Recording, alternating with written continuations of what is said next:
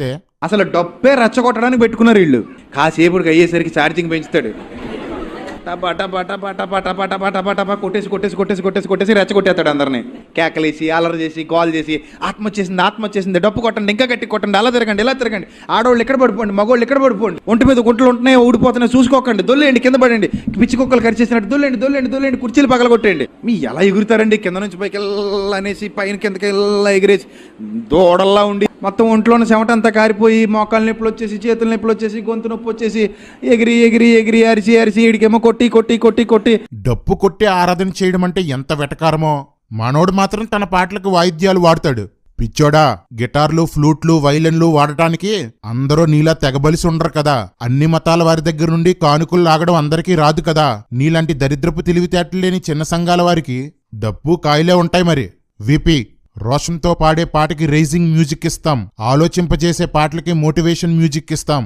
అలాగే పూర్ణ బలంతో పాడేటప్పుడు బలంగా మ్యూజిక్ కొడతాం. గట్టిగా డప్పు కొడుతుంటే గట్టిగా ఆరాధించరు, గట్టిగా ఆరాధిస్తున్నందుకు గట్టిగా డప్పు కొడతారు. వేగంగా ఆరాధిస్తున్నప్పుడు వేగంగా సంగీతాన్ని వాయిస్తారు. సంగీతం పాటలో భావాన్ని మరింతగా అనుభవించడానికి, పాటతో మమేకం అవ్వడానికి ఉపయోగపడుతుంది. ఇంత చెప్పినా అంత గట్టిగా ఆరాధించడం ఎందుకు అని నువ్వు అడిగితే, దేవదూతలు ఆరాధిస్తున్నప్పుడు పరలోకపు గడప కమ్ముల పునాదులే అదిరిపోయాయి. డప్పులు పగలడం ఎంత? కొన్నిసార్లు ప్రశాంతంగా ఆరాధించుకుంటాం, కొన్నిసార్లు బలంగా ఆరాధించుకుంటాం. నువ్వెవడివి అడగడానికి? ఈ డప్పు ఆక్కండా కొట్టాడు, ఈ తర్వాత ప్యాడ్ మీద ప్యాడ్ ఎర్రగొట్టాడు. దేవుణ్ణి ఆరాధించేవారు హల్లెలూయా హల్లెలూయా అంటుంటే, దేవుణ్ణి ఆరాధించని మహాజ్ఞానులు హల్లెలూయా అనకూడదు అంటారు. హల్లెలూయా అంటే అర్థం కూడా తెలియని ఈ పిల్లబచ్చాలు పెద్ద పెద్ద ప్రసంగాలు చేస్తుంటే దయ్యాలు ధర్మశాస్త్రం బోధించాయనే సామెత గుర్తొస్తుంది. హల్లెలూయా అంటే హలల్ జా అనే 2 పదాల కలయిక. అంటే దేవునికి స్తోత్రం అని అర్థం. యూదులు తమ ఆరాధనల్లో నేటికి ఈ పదాన్ని సంతోషంతో దేవుణ్ణి స్తుతించేటప్పుడు, కృతజ్ఞత తెలిపేటప్పుడు వాడతారు.